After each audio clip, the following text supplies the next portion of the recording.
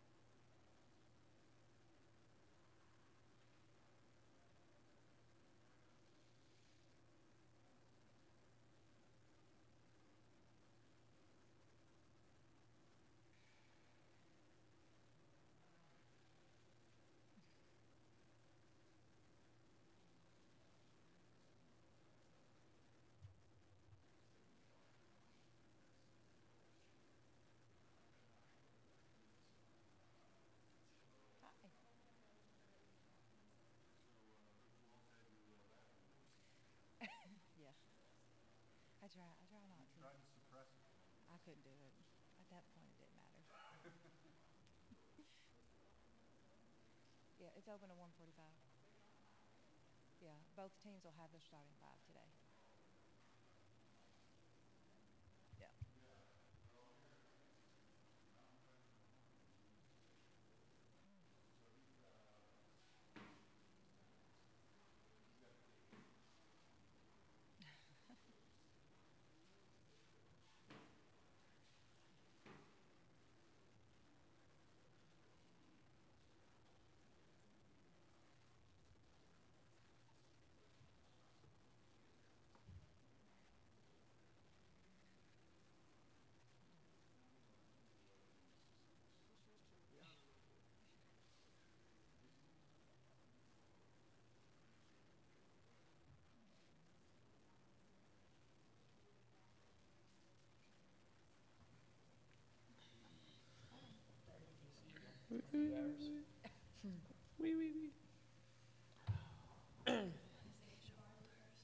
Please, no.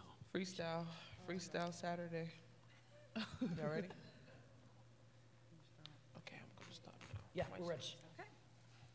Thank you for joining us for the Louisville Women's Basketball Press Conference. We're joined today at the podium by head coach Jeff Walls and student athletes Aja Durr, Maisha Hines-Allen, Sam Furing, Erica Carter, and Jasmine Jones. Just a reminder to please raise your hand if you have a question, and we'll bring a microphone to you, and identify yourself and your media outlet prior to asking a question. So, Coach, we'll start with an opening statement from you. Again, want to say what an honor it is to be back, to have the opportunity to continue to play. At this point in time, being involved in the Elite Eight is quite an accomplishment by these young women next to me and our young women that are still in our locker room. It was a great game last night against a very, very good Stanford ball club, and we're just excited to be here and have the opportunity to compete again tomorrow against Oregon State, who's just been playing fantastic basketball, very well coached. Scott and I had the opportunity to get to know each other at USA Basketball a few summers ago, and he just does an outstanding job. And I know it should be a very entertaining game tomorrow. Okay, we'll open it up for questions for the student athletes. Danielle Lerner, Courier-Journal. For Erica and for Aja, this is very much a dual threat team. They can go inside to their center, and then they're also shooting over 40% from three. Defensively, how do you manage a team that has threats all over the floor? Go I mean, it's been the same thing from day one, from the first game. I mean, we've played teams that had great three-point shooters who had great post players. So, I mean, it's going to be the same thing, the same principles, the same thing that we've talked about throughout the whole year. But, yeah, they have some great scorers all across their team. So it's going to be a challenge for us. I agree. Just making sure that teams score over us rather than around us, keeping people in front of us. Tim Sullivan, Courier Journal for Sam. Your coach last night was describing a typical play of yours as having three players lying on the floor. Has anybody ever described your game as delicate or dainty? Well, they always say that I'm really aggressive, but honestly, when I got the rebound, I didn't even notice that I knocked 3 people down. I noticed that one girl was on the floor and that I tripped over her, but that was about it. But yeah.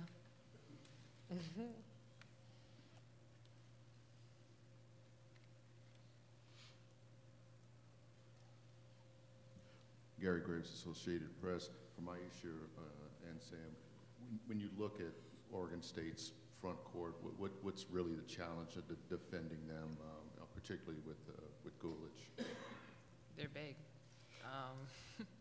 That post player is pretty big. I mean, that's really it. AC touched on it, making them score around us, not, just having our hands up and trying to contest every shot that we can. But, I mean, yeah, they're good. They're good. Yeah, they're really big. I mean, hard over height. And, I mean, as long as we work hard, we should be able to stop them from scoring. As a follow-up, when you look at how they pass the ball and how she moves around the perimeter and around the post, what kind of challenge does that present for you all, or present for anybody really trying to stop her physically?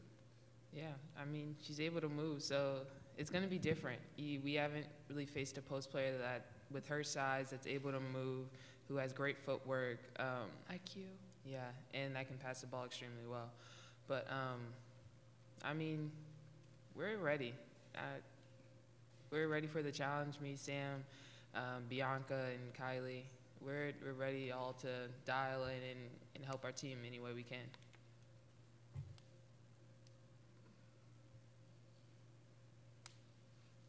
For Jasmine, there was a play last night where you had a breakaway layup and missed it, and you went down the court holding your head. I assume you've missed layups before.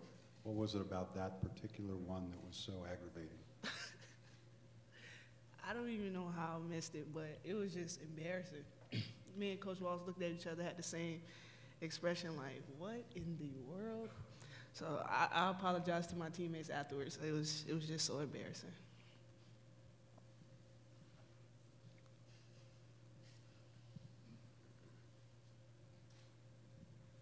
As easy as it is looked for you all, and I'll say toward Maisha, as easy as it looked for you all in these 3 games, where do you feel like there's room for growth? I mean, where do you feel like you haven't really touched upon something that you can do in this postseason? You want me to? Oh, I'm sorry.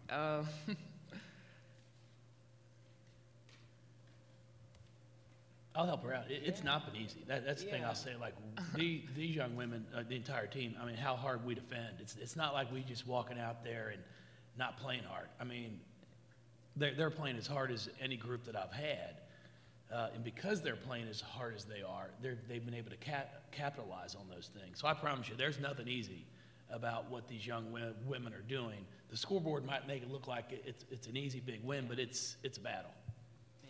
And I guess the question is, just where do you feel like there's room for improvement? Everywhere. Every game you learn something new. In every game you got to grow. We didn't start the tournament off like we should have, and then from then on, I feel like we've gotten better. But we're not stopping here. We're trying to go far in this tournament. So there's room for improvement in every aspect of our game.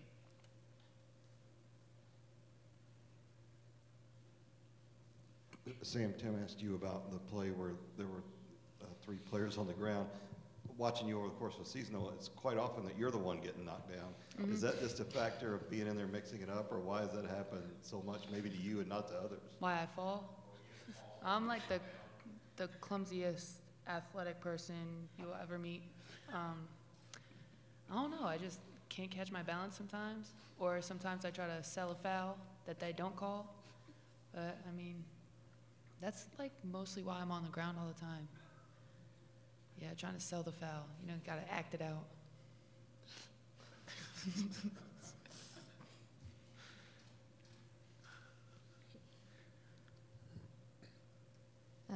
For any of you guys, really, was there anything now that you've kind of watched Oregon State a little bit that surprised you about them? You know, I don't know how familiar you guys were with them being in the Pac-12 and everything before this weekend. I feel like nothing really surprises us. Going into the NCAA tournament, you have to expect that's going to be good. Especially going deeper into the tournament, everyone will be better and play harder. So, I mean, we're expecting them to come out and play hard because they made a deep tournament run. So,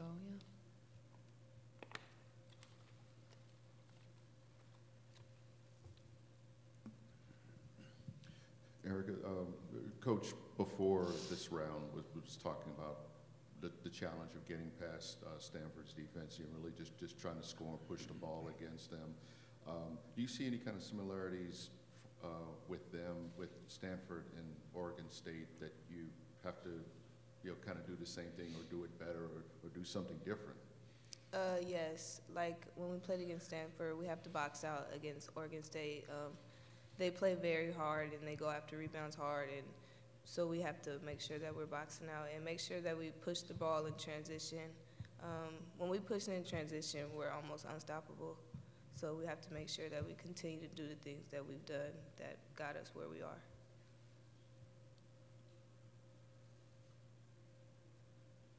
Any further questions for the student athletes?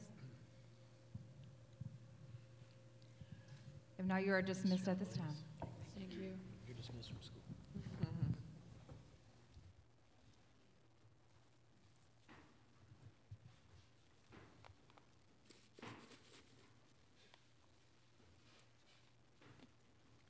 We'll open it up for questions for Coach Walls.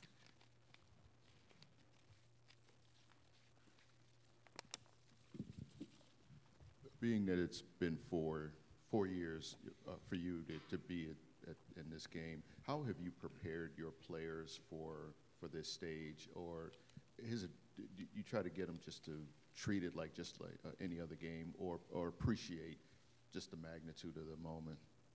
Well, we've sat here and talked about it all year about what our goals are. And one of our goals was to compete for a national championship, and we know you can't do that unless you get the opportunity to get to a Final Four and keep going. So we understand the importance of this game. Oregon State understands the importance of the game, but at the same time, you're not trying to throw any extra pressure. It's basketball. It's what we do. They work their tails off to be good at it and to perform on the floor. But, we've always talked all year about the next game. We're going to worry about the next game. So we focus on what's at hand right now, and then we'll worry about the next one when that comes. But right now, our next game is tomorrow. We don't look past that. And these young women have done a great job of focusing in. Jeff, what makes Oregon State so effective from behind the three-point line? When they make them. I mean, they shoot the ball. They're really good shooters. I mean, they've all spent time in the gym. They've worked on their game. When you've got 4 or 5 that can step out and make the three, it opens up things. It opens up, driving lanes. It opens up the post game. It's just like us. I mean, we get open shots from the three-point line because of what Maisha and Sam can do in the paint. You've got to have good post players in order to have a good perimeter game, or one can cancel the other out. So because their post play is so good, it helps open up the three-point shot.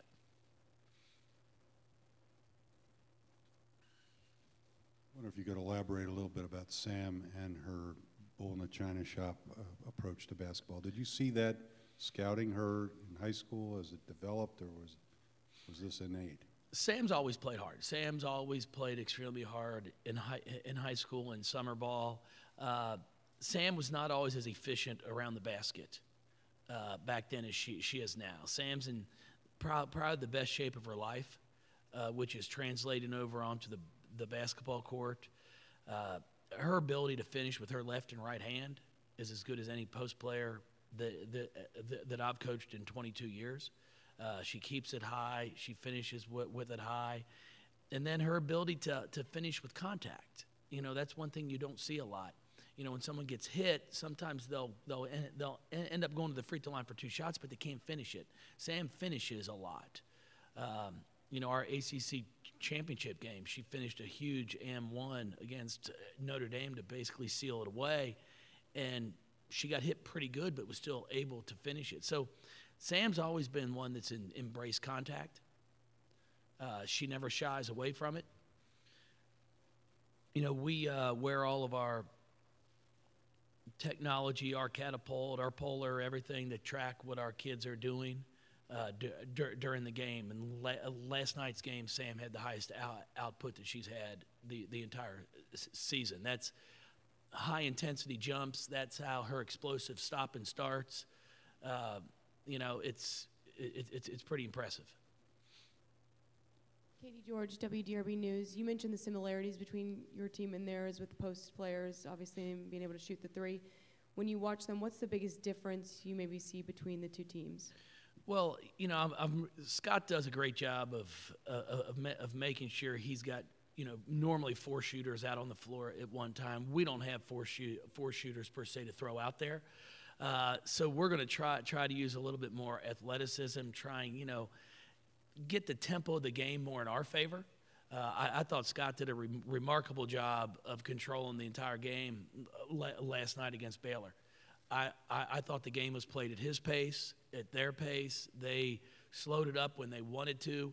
Very seldom did you see a shot go up with 16 or 17 left in the shot clock. They normally either got a quick score, which they got a few of them, or they made you guard for 19, 20 seconds, and then that's when it becomes difficult, because the more cuts that they get the chance to make, the harder it is to make sure you're keeping track of the ball and your man. On the other side of that, with the way that you all pass the ball and try to push that quick pace, how do you adapt when a team tries to slow you down? Maybe try to make more passes, maybe try to go deeper into the clock. Well, we've had teams that have done that before in the past. We have a great league where we have a lot of teams that play different styles, and we have some that will play a more not conservative but more methodical, trying to make you defend. So we face that. What we have to try to do is speed them up offensively some. Try to put a little pressure on the ball. And then we've got to look to run in transition when it's there. The thing you can't do is take bad shots early. A bad shot early then is going to turn around to you going down there and guarding for 30 more seconds. And then you've got to rebound the basketball. Because, you guard for 25, 26 seconds, they shoot, they miss, you give up an offensive rebound, you're possibly guarding for a minute. So rebounding the ball is going to be very, very important for us. How would you assess your distribution, particularly with the assists? I think last night you had like 17 or 18 assists or something like that.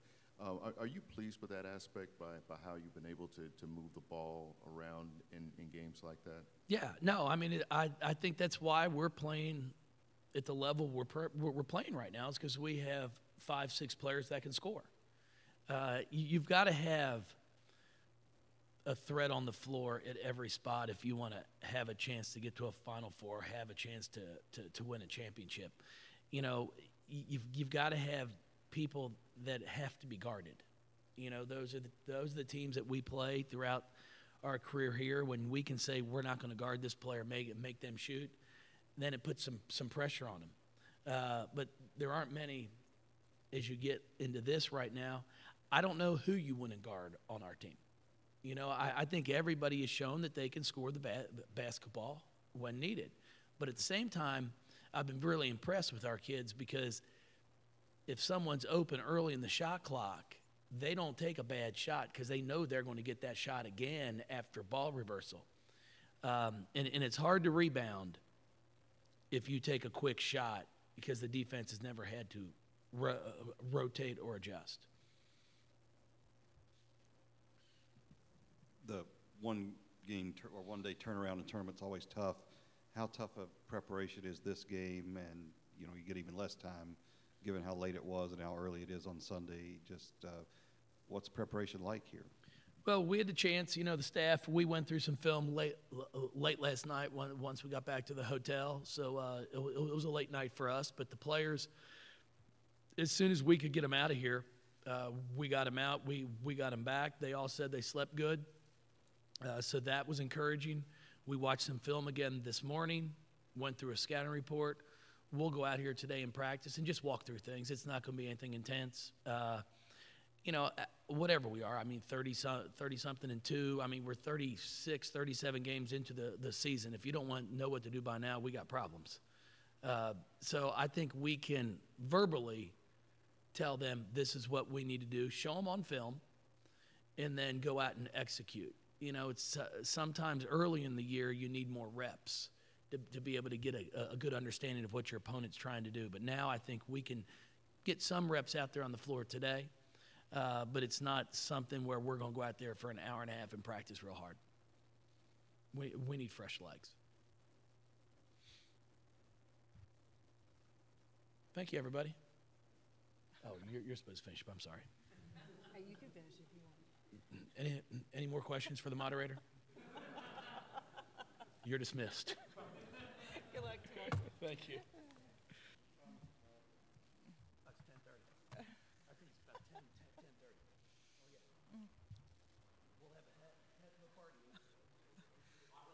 Yep.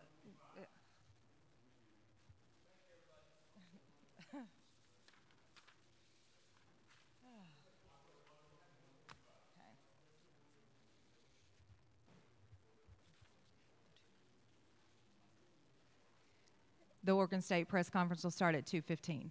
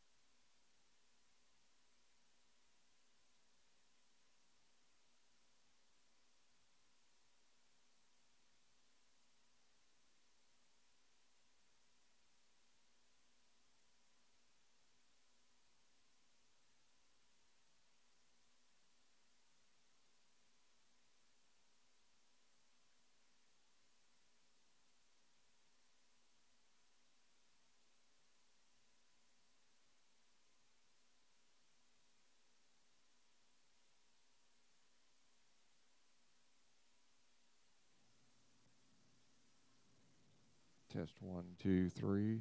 Test audio 1, 2, 3.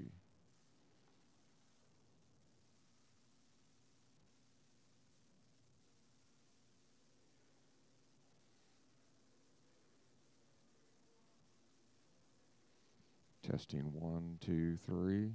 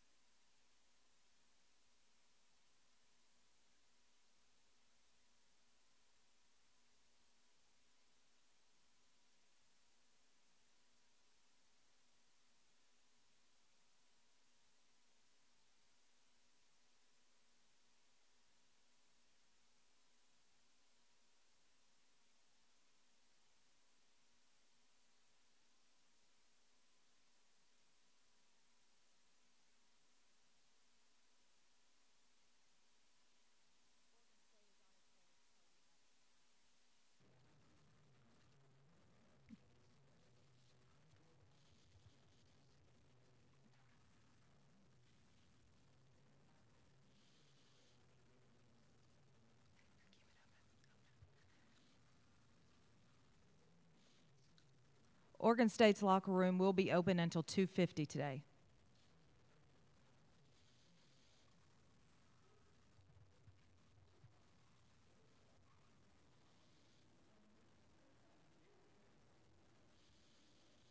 Just a reminder before we begin to please silence all your cell phones, and that video and flash photography are not permitted in this area.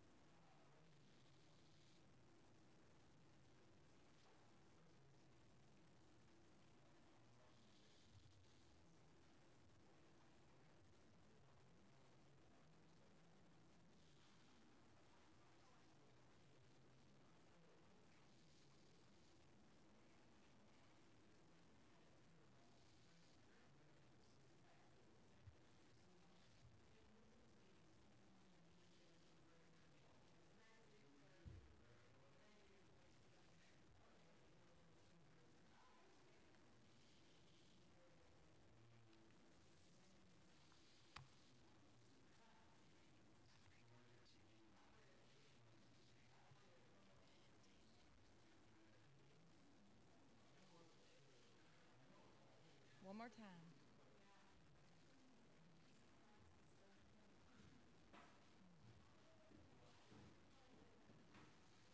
Hi.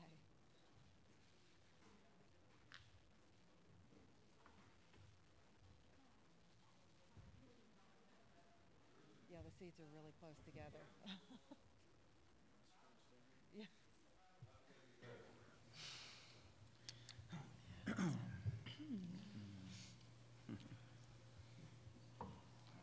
Okay, welcome to the Oregon State Women's Basketball Press Conference, and we're joined at the podium today by head coach Scott Ruick and student athletes Marie Gulich, Kat Tudor, Michaela Pivick, Katie McWilliams, and Taya Corsdale.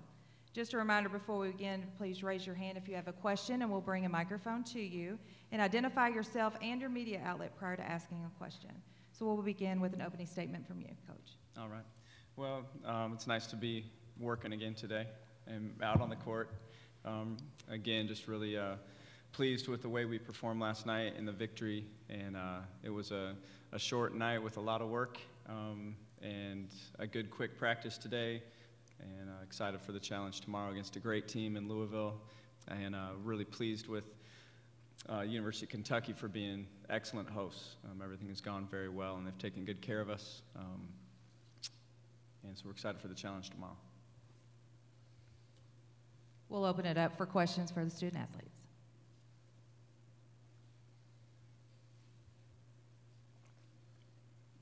Tim Sullivan, Louisville Courier-Journal for Marie.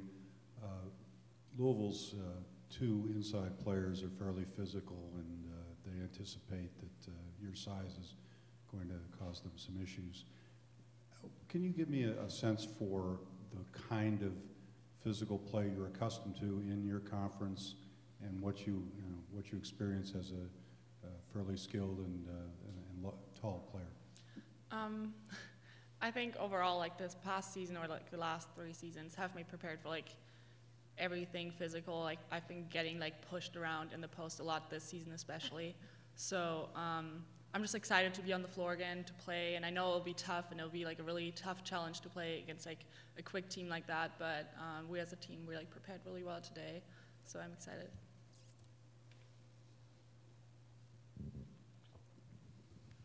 Gary Graves, Associated Press for Katie. If you can kind of sum up your team's composure, particularly last night, you all just kind of stayed patient and poised when you were down, and then when you got up by 9 and then made the run, and you all just kind of stuck with your offense until they got the pass to you for the three.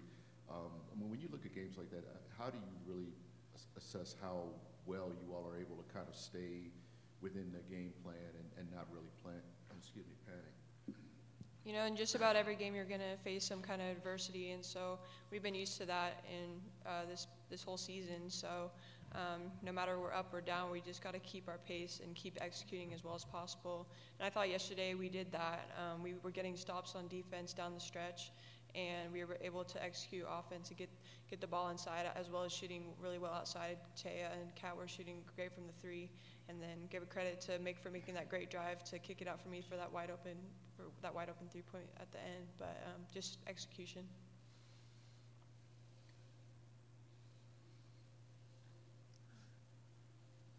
Danielle Lerner, Courier-Journal. For Marie, how do you guys play such disciplined defense where, you know, you can still get a bunch of block shots but without sending them to the free throw line on every possession? I think that's what our program is about. Like, we are built on defense that gives us momentum, and we talk about this a lot, just to like play defense, getting stops, because that keeps us in the game overall, and it gives us like all the possessions we have on offense. It just like leads us to a good offensive possession. So I think the discipline comes from that, knowing that good defense gives us good offense. For Marie again, Sam Furing says she's learned a few curse words in German. Do you encounter much trash talk when you're playing back home, or is that an American phenomenon? I was never really a person of trash talk, to be honest. I'm just playing the game, so if somebody says something to me, I'd probably just be like, oh, caught off guard. But yeah. Marie, Ron Callan over here, 1190 KX in Portland. You have some great abilities, but the four players to your left are all adept three-point shooters, and they all have unique styles. Maybe talk about how you admire the fact that they have this long-distance ability, and which one of these players you think has the most unusual three-point shot? Well, first of all, it's amazing how good they can shoot the ball. It opens up a lot for me. It gives me a lot of opportunities, and they're not just good like shooters, they're amazing passers too. So they give me a lot of opportunities the way they set screens and pass the ball to me. Otherwise, I wouldn't be that successful. And then obviously, if somebody doubles me or anything else, I know I always have somebody outside who can knock down a shot, which is amazing. And Kat Tudor over here, I don't know, she gets shots up where I'm even like, whoa. Cat. Even yesterday, there was one where she fell backwards and she made it. That was really cool.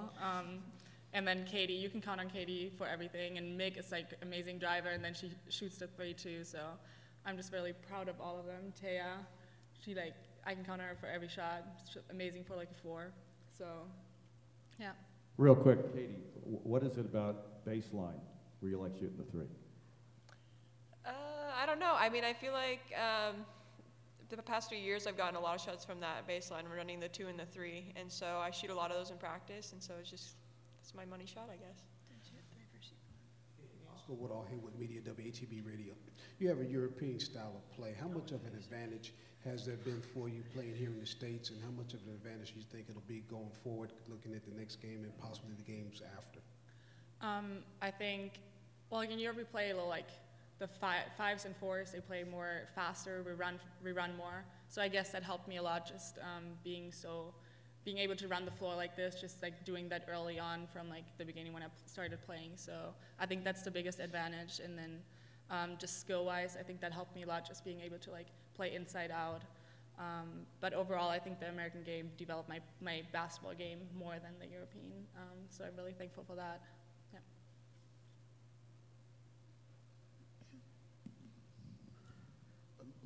For Kat, looking at this run that you all have been on, I guess you beat number 3 Tennessee, then you beat number 2 Baylor, now you face number 1 Louisville. How have you all approached this gauntlet, so to speak, in terms of just one game at a time and really just kind of moving from one game on and then preparing differently for another opponent? For us, I know for me, I don't really care who we play or who I play. We just do our job, get our job done, and play Oregon State basketball, and that usually does it. As a follow-up, as a player, what has really kind of impressed you about how your team has made it through these 2 rounds? Well, we have every part of the game on our team. We have our inside presence. Marie runs the floor faster than half the guards in basketball, I swear. And we just have shooters all around, and it's just complete. It's just hard to guard.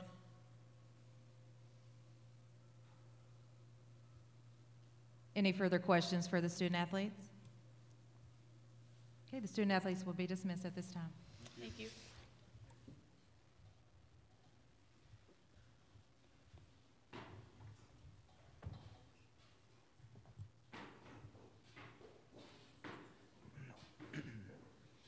Coach, I'll kind of ask you the same question. What about this run has really impressed you about this team in terms of how they've responded to each challenge? Yeah, it was interesting coming off our loss to Arizona State, in the Pac-12 tournament. There was questions going into it. I mean, that clearly was not our best performance that night, and we were beaten up. We didn't bring great energy to that game, and so I was curious how we would approach the tournament. I knew the character of this team to know they're going to give it everything, but could we get it going, and could they play confident? And I think all year long I said we have further to go from where we are today in October, November, to the end than maybe anybody in the country. Because I felt like we had all the character pieces, we have the leadership piece, but we have so much experience to gain that we don't have. And so we've stayed with that. So our best basketball is still ahead, and I still believe that. Our best basketball is ahead. And so that being said, the character of this team, with the leadership of Marie, and now all the experience of the gauntlet of the Pac-12, a few really painful losses that inspire growth and make the other stuff all so awesome, like last night's game, has been this perfect combination. And so this team is so competitive, and now they know what they're doing, and they know how. And so, down the stretch of our season, with the exception of that tournament game in Seattle, we've played championship basketball for the last month and a half, where it was just evident. This team is preparing. They're so coachable, and they have this confidence about them. And I think everybody saw that down the stretch of our season, and we've just continued it now into March. Yeah. As a follow-up, earlier you had talked about the Baylor win a couple of years ago as being a breakthrough for the program, and telling this team that they can win those kind of games. Did you see that more against Tennessee or more yesterday in terms of how they handled it and just kind of looking like they knew they could win this game no matter what? Yeah, I think Tennessee. I would say I think Tennessee led into last night. Tennessee was probably, that was our best road win of the year, of course. And we'd been looking for a signature road. We won at ASU, the last game of the regular season, which was our best road win to date. To go in there and play with that level of confidence, it comes from, okay, we can do this, we know how to do this, and now we have some experience. Well, the foundation, all of that, the pinnacle moment before it was Baylor, and so Marie's operating from a leadership standpoint from that experience and knowing this program can do that. All of these recruits watched that, or they were freshmen on that team that watched that and were part of it, so I think it all works together, but I think the Tennessee game was so significant for this group because they went in and did something there against an elite team on their home floor that was special. That was new. That was a new part of our legacy. We hadn't achieved something like that before, and then that led to last night. So it would have been silly to think this team would enter last night's game not believing they could win, based upon all those experiences. So Woodall Haywood Media, WATB Radio. How did you find Marie over there in Europe, and how much of a joy and how much of a challenge has she been to coach, knowing that she come over here from playing in Europe, having that style of play? Yeah, joy is a great word. Joy describes Marie and our relationship with her as coaches and who she is to be around every day. Marie came over and actually played in a tournament in July before her senior year in the U.S. on the West Coast, and so we got to see her over here, and obviously fell in love from minute one. You know, there's not many of those out there. And so that's where we first saw her, and then we built that relationship with her. And she came in, you know, operating so professionally and so mature. I mean, what you're witnessing, I know Kim last night commented on how old, you know, she plays like a pro. And she has this professionalism and maturity that you heard it. The first time I talked to her, I could hear it in her voice. I said, you're going to love our program. You're going to love the people that we recruit and then we surround you with. And she'll flourish. That's what I felt, you know. The first time I got to watch her play with Ruth Hamblin, I watched her run, just like everybody watches her run. And it's just beautiful to watch somebody that competes at that level of intensity and speed because it's rare. And I watched her run, and she ran right past Ruth Hamblin, who's coming off this amazing sophomore year. And Ruth's like, wow, like, oh, I've got competition in the gym now. And it was on from that moment. And so she had no clue how to defend. None. Zero. Bad feet, everything. And I couldn't play her some of her freshman year because of that reason. Her offensive game was face up at the time. And it was a little bit frustrating to get her so comfortable with her back to the basket because she had the skill to do it. She just didn't want to. She's like, okay, I'm a fish out of water with my back to the hoop. But certainly she's embraced that, and now she's turned herself into, like everybody's saying, one of the best post players in the country, and basically is unguardable. Then you put the character part with that, and her understanding of what this demands, and her belief and her confidence to challenge her teammates, set the bar high. I mean, even today, we're in a shooting drill, and she's like, let's go. You know, she's pushing them in a practice day between games that a lot of people would think, yeah, it's just a shooting drill, who cares? No, there's a level of excellence that she has lifted this team to, you know, and so as a coach, that's absolutely beautiful because I know if I'm the leader, we're in trouble. I can't be the leader. I inspire leaders as a coach. If the leadership's on the inside of your team, interior leadership, that's where the magic happens. You know, and at this point, if you're still playing, this month in particular, but these last 2 weeks, you've got something on the inside of your team that is pushing or maybe even pulling that team, and it's not the head coach. It's not. We can direct, and so Marie's been nothing but a joy, and I mean she's one of the best I've ever coached, with all those things combined, and I've coached some incredible people throughout my career, and Marie's right up there. Coaches commonly will tell you can't look past that game. You have, but with the short turnaround, did you cheat a little and look at Louisville before yesterday? And what's the biggest matchup concern that you have? I didn't look at one down, no serious, not one play. No. Baylor was plenty, you know, to that point. Now, our staff did, of course, but I stayed singularly focused, and I did the same last week on Western Kentucky. Like, they're a great team, you know, and so it's one game at a time. You know, the greatest match, Louisville hits you in a lot of different ways, and so it's not just one matchup. It's a collective force that they play with. And its intensity that they play with, the speed that they play with. That's why they've done what they've done this year. And within that, you know, they certainly have some really special talent. You know, Asia is incredible, and Hines is unbelievable, and you know, you just go on down the roster. You know, and so they can hurt you in a variety of ways. You know, but I think it's just like our team. You know, they've got 5 pieces at all times that are working together, and so that's what allows, you know, those All-American types to be All-American types. They've got great complementary pieces, and so it's they play a team game just like we do, and so it's they're formidable, you know, and so not a lot of sleep last night. Along that line, how would you describe your passing?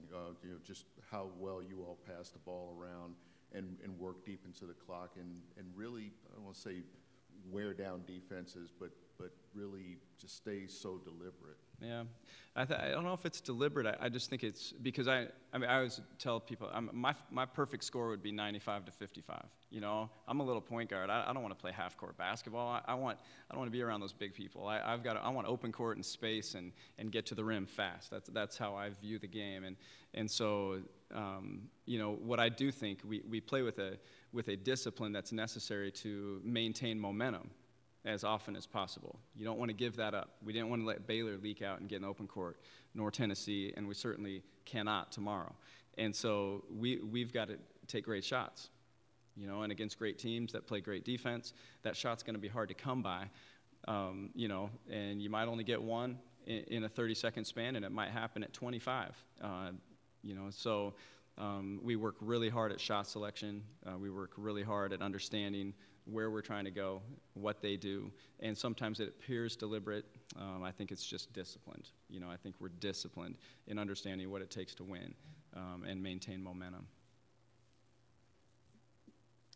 Following up on that, you know, talk about the experience of being a point guard, and you know, could notice yesterday, obviously, that the Baylor pressure in the fourth quarter, there were some turnovers, and I'm curious, you know, with if that's going to be a concern tomorrow in a hostile environment, getting the ball up court, and you know, it certainly seems you can expect some more pressure tomorrow night. Is that a concern? Yeah, for sure. It's always a concern. You're playing against a great team that has lots of athletes and that have the ability to pressure you, you know, and you look at the experiences that we've had. I mean, we went down to LA in the second week of conference and turned it over 47 times in 2 games at UCLA, then USC, and lost both of them because of it. And that's been a constant evolution with this team, is learning how to handle those things. You know, and the next time we saw UCLA, we turned it over 9 times. And so we've made so much progress. Tennessee pressed us like crazy to start the game, and then we handled it, and we were able to turn it into some offensive opportunities. And so I would anticipate, you know, I know Louisville enough to know that they switch things up all the time, and you need to be ready for anything against them. And they will roll the dice and try different things and see if it works, and then try something different, and I know that. And so I think at this point we've seen everything, you know, and so turnovers clearly are something that we have to manage, no question. You know, and I like the way that we've adapted to it and handled it, and I like the confidence that we've shown. At the same time, I think that we've done a great job, if we do make a mistake, of letting it go. You know, I think earlier in the year it would have lingered, a mistake lingered 2 possessions. Now it's like, hey, we made a mistake, get back on defense, get a stop, and let's go have a great possession. You know, so last night didn't really surprise me much. I mean, I thought we stopped moving a little bit down the stretch when they amped up their pressure. I didn't think we executed very well against it, which led to maybe a turn. I don't know how many turnovers we had, but I haven't had a chance to watch that yet. You know, but I don't know. So I think that is absolutely a factor in this game. We have to take care of the ball.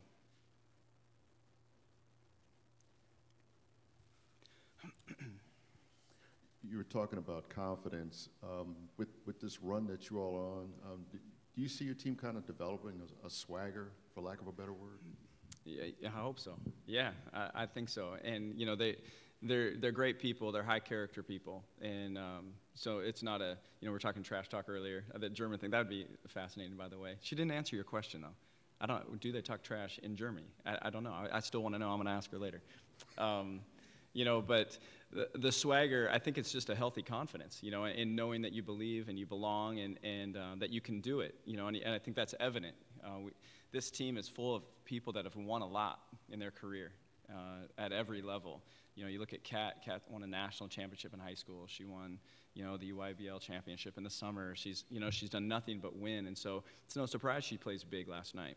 She's been competing against those people and winning, you know, for years. Same with Marie, massive success. Katie McWilliams, state champion. Michaela Pivick, state champion. Aaliyah Goodman, state champion. And as you go through our roster, you just see so many examples of success. Well, they had to learn to speak the language, you know, and so there's a language that champions speak, and it's doing all the right things and being willing to, and knowing how to handle adversity, knowing how to prepare each day, knowing how to take care of yourself, knowing how to communicate on the court, which was our #1 issue earlier in the year. Yeah, I would call a play, and Mick might not see it, might not tell somebody, and Kat would be standing in the corner over there, and we'd be running something different, and we'd have a disjointed possession, and it might happen 3 times in a row. And then all of a sudden, towards the end of January, this team started speaking the language of a champion. And now, because of that consistency and that togetherness, has allowed them to play extremely confidently, and it just feels good. Everybody's on the same page, and so it's been neat to see. That's what every teacher or coach would want with their group, is that they're reaching their potential. And that was my thought this year. Is this, that's my goal every year. Is like I want my group to reach their potential, and I think this group is approaching that, and it's because of that that continued sustained success that allows them to be confident. Jeff Walls said last night that if he wins the Powerball, he will not be there tomorrow. Can you commit to coaching tomorrow? I'm going to be there. And I know Jeff would too. I know him. Yeah, that guy's a competitor. Are you kidding? And so if he wins Powerball, he'll just have a bigger smile on his face than he normally does.